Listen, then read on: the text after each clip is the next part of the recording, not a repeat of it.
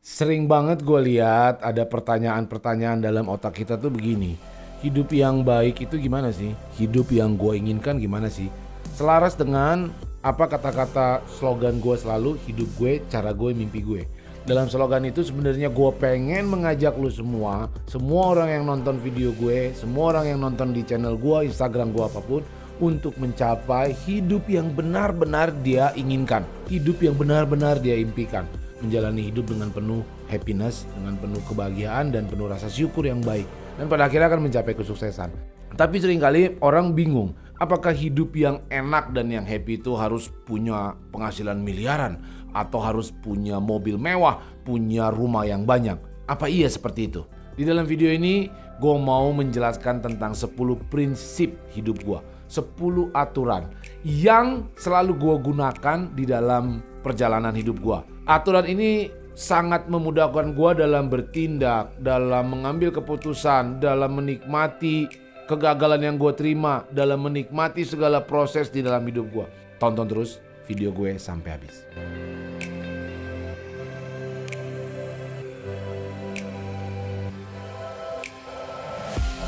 Satu, selalu utamakan mimpi besar lo.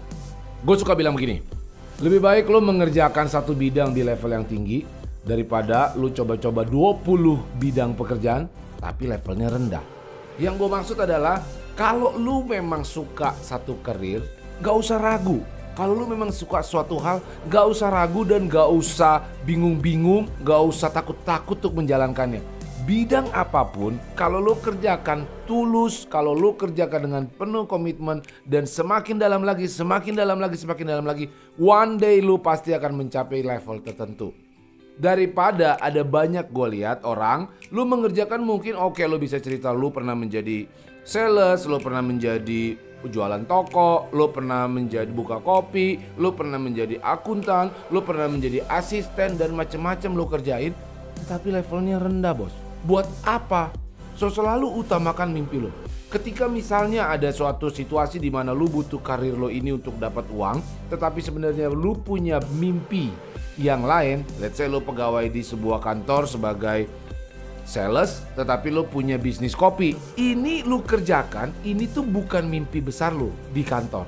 Ini lo kerjakan cuman untuk uang, untuk menyambung hidup, untuk bayar makanan lo, untuk nyewa rumah, tempat tinggal lo, tempat tidur lo.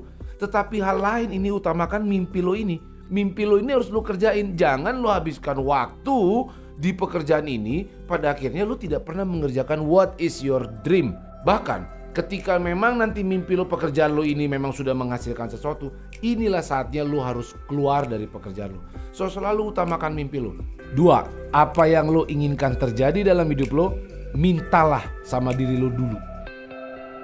Misalnya lo pengen mendapatkan karir yang bagus, lo tanya sama diri lo, apakah lo sudah menjadi kandidat yang bagus? Misalnya lo pengen seorang pasangan yang setia, lo tanya apakah diri lo udah setia? Misalnya lo pengen hidup sukses miliarder dan punya segala macam, pertanyaan, apakah lo sudah melakukan hal yang extraordinary? Jadi jangan selalu menuntut orang yang mengerjakan buat lo. Sebelum lo tuntut orang, lo tuntut dulu diri lo. Kalau lu memang mau jadi orang sukses, lu tanya, apakah lu mau melakukan hal yang luar biasa? Apakah lu siap untuk berkorban atas hal itu? Apakah lu siap untuk dinyinyirin orang? Apakah lu siap untuk kelihatan orang lu lagi berjuang? Itu pertanyaan-pertanyaan yang mesti lu tanya pertama. 3, bekerja dalam senyap. Ini gue banget. Gue bekerja untuk membuktikan kepada diri gue sendiri. Gue bekerja atas mimpi gue. Gue bekerja atas tujuan yang gue ciptakan. Karena gue pengen, karena gue mau hidup gue seperti itu. Karena itulah karakter gue di masa yang akan datang. Tetapi banyak orang, dia bekerja untuk membuktikan sesuatu kepada orang lain. Dia bekerja karena supaya diterima oleh suatu lingkungan. Supaya diakui sama teman-temannya. Supaya diakui sama saudaranya. Ketika lo selalu bekerja untuk membuktikan sesuatu kepada orang lain, itu sama aja lo memberikan rasa bahagia lo, rasa syukur lo terhadap hidup lo sendiri di tangan orang lain. Ya. Jadi jangan pernah bekerja untuk membuktikan sesuatu terhadap orang lain. Tidak. Lo bekerja karena ini atas mimpi lo. So lo gak perlu kasih tahu ke orang apa yang lo kerjakan. Lo gak perlu cerita-cerita ke orang apa keberhasilan lo. Lo tidak perlu peduli sama omongan orang lain. Kenapa? Karena lu bekerja untuk kepuasan diri lu sendiri. 4, ubah lingkungan lu untuk mengubah diri lu sendiri. So, gue pernah baca buku dari Benjamin Hardy, namanya Willpower Nggak Akan Mungkin Bisa Lu Andalkan. Apa tuh artinya? Willpower itu adalah semangat lu, dedikasi lu, tekad lu. Tidak mungkin bisa lu andalkan untuk menggerakkan diri lu menjadi bagus, menjadi maju. Tidak akan bisa, bos. Semuanya itu sangat tergantung sama lingkungan lu. Ketika lingkungan lu memang lingkungan yang negatif, lingkungan yang nongkrong-nongkrong doang, yang menghabiskan waktu ngopi, nonton sosmed, nonton Netflix, and do nothing, walaupun lu punya tekad yang gede, bos, lu gak akan bisa untuk maju berada di lingkungan itu. Tetapi kebanyakan orang bilang itu salah lingkungan, gimana ya? Dia pengen mengubah lingkungan itu. Capek banget hidup lu, bos. Mendingan buat gua, lu rubahlah lingkungan lu. Ketika lingkungan lu ini memang jelek, ya lu pindah, lu bentuk lingkungan lu sendiri.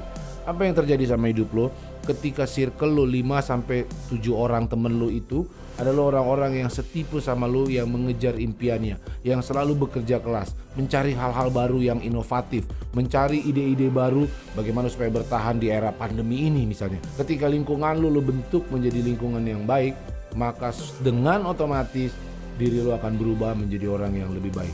5, nabung dan investasi walaupun duit lu dikit. Buat gue, nabung dan investasi itu adalah sebuah budaya, sebuah habit, sebuah kebiasaan. Walaupun penghasilan lu sekarang cuma 1 juta rupiah per bulan atau 2 juta rupiah per bulan, dari sejak penghasilan lu dikit ini, belajarlah menabung, bos. Hal ini juga akan mempengaruhi ketika pendapatan lu besar.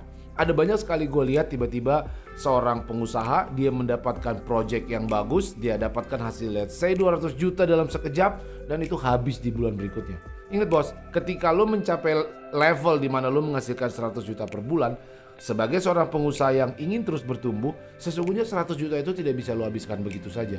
Seorang pengusaha yang maju terus, maka dia akan sisihkan dari 100 juta itu untuk investment, meningkatkan usahanya lagi, untuk scale up bisnisnya. Bisa saja dia menambahkan capacity produksi, atau bisa saja dia menambahkan jumlah promosi, budget investasi iklan, dan lain sebagainya. Jangan lu pikir bahwa gua nabung adalah ketika uang gua udah banyak. Oh, salah total. Menabung dan berinvestasi adalah sebuah budaya yang harus lu ciptakan dari sejak penghasilan lu kecil. So, kalau dari sekarang lu merasa tidak bisa nabung dan investasi, hati-hati, bos. Itu tandanya hidup lu akan susah selamanya. 6, bertanyalah sama orang yang sudah sukses. Nah, ini gue sering banget ngeliatnya kan. Lu bertanya sama temen lu yang sebenarnya temen lu ini belum sukses-sukses amat. Kalau lu tanya sama orang yang masih levelnya segini dan dia memberikan advice sama lu, ya maksimum kalau lu ikutin lu bisanya cuma sampai di level mereka. Tetapi kalau lu bertanya sama mentor, sama coach, atau sama orang-orang yang sudah sukses di bidang lu, yang lu terinspirasi sama dia, maka lu bisa mencapai level yang lebih tinggi lagi. Terkadang ada banyak lingkungan kita yang sok-sok memberikan advice buat diri kita, dan pada akhirnya akan membuat kita cuman begitu-begitu aja, bos. Gue selalu sangat egois. Gue sangat memilih orang-orang yang gue tanya. Nomor 1 pasti bapak gue, karena bapak gue pasti levelnya jauh-jauh lebih tinggi dari gue. Nomor 2, nomor 3, nomor 4 itu adalah orang-orang yang memang gue akuin dia sudah sukses dalam karakternya bagus, dalam bisnisnya, dalam karirnya, dalam hubungan rumah tangganya. Itu orang-orang yang memang sudah proven. Buat gue, lu semua harus sangat selektif kepada siapa lu bertanya. 7, ilmu sesungguhnya datang dari aksi, bukan baca, apalagi bacot doang. So, banyak sekali sekarang online course. Banyak sekali sekarang kita informasi di internet. Lo bisa belajar bagaimana membuka bisnis, memulai bisnis dari nol, bagaimana menjadi pengusaha sukses, bagaimana berkarir yang bagus. Itu lo baca sampai bongkok, tetapi kalau lo nggak ada aksi, itu lo sebenarnya nggak dapat ilmu apa-apa. Oke, gue paham bahwa ilmu, bahwa membaca itu dan belajar itu adalah bagus. Tetapi kalau lo tidak berani untuk beraksi, kalau lu terus menunda-nunda aksi lu, semakin lama lu tunda aksi lu, maka semakin lama lah kesuksesan itu lu dapatkan. So, camkan baik-baik. Dalam rangka kita mau beraksi itu memang gak gampang.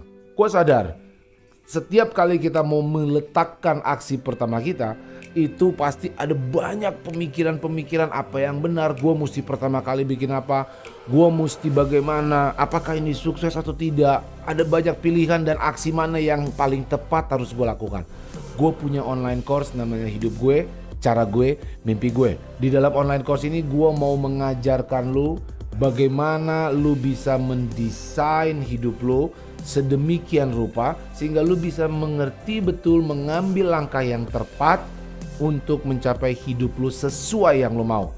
So kalau lu mau belajar bagaimana sih sebenarnya hidup gue ini supaya lebih banyak aksi daripada cuman baca doang, klik link di bawah ini. Di situ ada kelas online gue, Hidup Gue, Cara Gue, Mimpi Gue. Saat ini gue sedang ada program. Ketika lu membeli kelas online itu, maka gue akan sediakan Zoom untuk lu semua yang sudah beli kelas itu. Di sana kita akan bicara apa itu, bagaimana kita membentuk fokus, bagaimana kita memiliki strategi yang jelas dalam hidup, bagaimana kita bisa melangkah, bagaimana kita selalu membuat keputusan yang baik, keputusan penting yang baik dan yang benar di dalam hidup kita. So, klik link di bawah ini dan join kelas Hidup Gue, Cara Gue, Mimpi Gue, supaya lo bisa beraksi lebih banyak lagi dan selaras dengan mimpi lo. Gue tunggu di kelas online gue. 8. Selamatkan hidup lo dari hal-hal negatif. Gue ada baca buku namanya 80/20 Rule. Artinya dalam buku itu 20% hal yang lo dapat dalam hidup lo, informasi atau apapun itu, mempengaruhi 80% cara berbicara lo, cara bersikap lo, dan cara bertindak lo. So kalau lo 20% ini lo lihat baik-baik. Kalau hal ini lu dikelilingi dengan informasi-informasi negatif, misalnya dari orang tua lo, misalnya dari teman-teman terdekat lo, atau mungkin misalnya dari informasi dari berita-berita yang lu baca setiap hari, dan ini semuanya negatif dan membuat pikiran lu menjadi sangat negatif, ini akan mempengaruhi 80% tindakan lu. Tindakan lu akan menjadi overthinking, tindakan lu akan menunda pekerjaan lu akan menjadi malas. Kalau memang dia orang tua lo dan dia selalu memberikan lo hal negatif, gak usah cengeng, gak usah puyeng. Respect dan jawab mereka dengan senyum. Tetapi lo punya batasan yang jelas. Kan tidak mungkin lo buang orang tua lo. Tapi kalau mereka memang memberikan hal-hal yang menurut lo negatif, batasi. Lo jelas punya satpam dan ini negatif dan tidak lo dengar. Atau misalnya lu kebanyakan baca sosial media, lu lihat orang-orang di situ dengan toksiknya memamerkan kekayaan, lu dengan gayanya makan kopi yang mahal-mahal, makan di restoran yang fancy, lu batasi dong informasi-informasi seperti itu. Atau ada berita-berita news yang jelek-jelek, lu batasi dong diri lu untuk membaca hal itu. Dengan lu bijak memilih informasi yang masuk, maka sesungguhnya lu sudah menyelamatkan hidup lu dari hal-hal negatif. 9. Memento mori. Ini bahasa Latin, bos, ya kan? Memento mori. Gue sering pakai itu. Artinya adalah suatu saat nanti lo akan mati. Dalam frase Latin ini, memento mori, mereka ingin kita semua sadar bahwa waktu terus berjalan. Suatu saat nanti lo akan mencapai akhir hidup lo dan lo akan mati. Apa yang lo bisa lakukan dalam hidup lo ini? Apakah lu hanya menunggu saja dan menunggu saja momen yang tepat? Apakah lu menunggu ada orang kasih lu uang? Kalau lu mengingat pada saatnya nanti lu akan mati, maka lu pasti mengerti bahwa dalam hidup lu harus berbuat sesuatu yang bisa membanggakan diri lu. Lu harus meninggalkan legacy yang positif di lingkungan sekitar lu. Buat keluarga lu, buat istri lu, ataupun buat negara ini. Perubahan besar apa atau perubahan kecil apa yang bisa lo lakukan di lingkungan sekitar lo dan kalau bisa di negara lo. So ingat-ingat, waktu terus berjalan. Memento mori. 10. Enjoy. Enjoy, nikmati, bahagia. Itu hal-hal yang sebenarnya yang selalu ingin kita capai dalam hidup kita. Kebanyakan orang mengertinya begini. Ketika dia punya suatu target, dia harus achieve sesuatu, dia harus capai sesuatu, maka dia merasa bahagia, merasa menang, dan merasa enjoy. Persoalannya adalah dari kegiatan ini, ketika dia mencapai suatu hal baru mendapatkan kebahagiaan, maka ketika hal itu sudah tercapai, kebahagiaan itu akan hilang juga. sehingga dia butuh sesuatu hal lagi untuk dicapai, baru dia bisa merasakan kebahagiaan. Ketika hal ini terjadi dalam hidup lo, maka yang lu dapati dalam hidup lo adalah banyakan gak happy-nya daripada happy-nya. So buat gua, itu harus kita rubah sama-sama. Gua selalu bahagia dengan prosesnya. Gua bahagia dengan keseruan mencapai sesuatunya. Gue bahagia dengan ketidakpastian terhadap pekerjaan gue. Apakah di depan gue ketemu hambatan atau tidak? Ke depan bagaimana? Di ketidakpastian itulah gue menjalani bahagia. Gue nagih, gue nyandu sama prosesnya. So ketika lo baru berbahagia saat lo mencapai sesuatu, mindset ini harus diperhatikan dan harus dirubah sesegera mungkin. Gue pengen lo semua nyandu dan enjoy sama prosesnya. Baik atau buruk. Gue percaya semua orang bisa sukses. Dan gue yakin juga, gue mengerti ada banyak keraguan, ada banyak kebingungan bagaimana mencapai kesuksesan. Tadi gue udah sampaikan 10 aturan dalam hidup gue. Aturan ini ketika lu bisa mengerti, lu bisa terapkan, aturan inilah yang akan memberikan arahan kepada setiap saat lu harus mengambil keputusan penting dalam hidup lu. Apakah gue memilih karir yang mana, bagaimana gue bereaksi terhadap suatu kegagalan, dan lain sebagainya. Dan gue yakin ketika lu mampu mengerti ini, maka lu semua pasti bisa mencapai hidup sesuai dengan apa yang lu inginkan. Gue Ricky Conrad, thank you udah nonton video gue. Jangan lupa untuk like, komen, dan subscribe channel gue. Kalau video ini merasa lu berguna, share video ini ke seluruh penjuru dunia supaya teman-teman lu dapat meraih hidup sesuai dengan apa yang diinginkan. Hidup gue, cara gue, mimpi gue. Thank you, bos.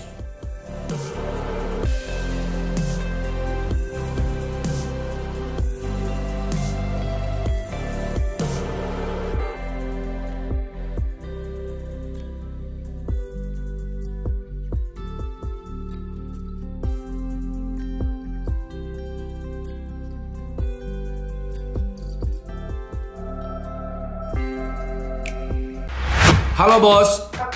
Sehat bro. Banyak. Mau nanya kerjaan kek, jodoh kek, nanya apa kek. Dengan adanya jembatan kemarin itu memberi inspirasi buat kita semua. 3, 2, 1, pause.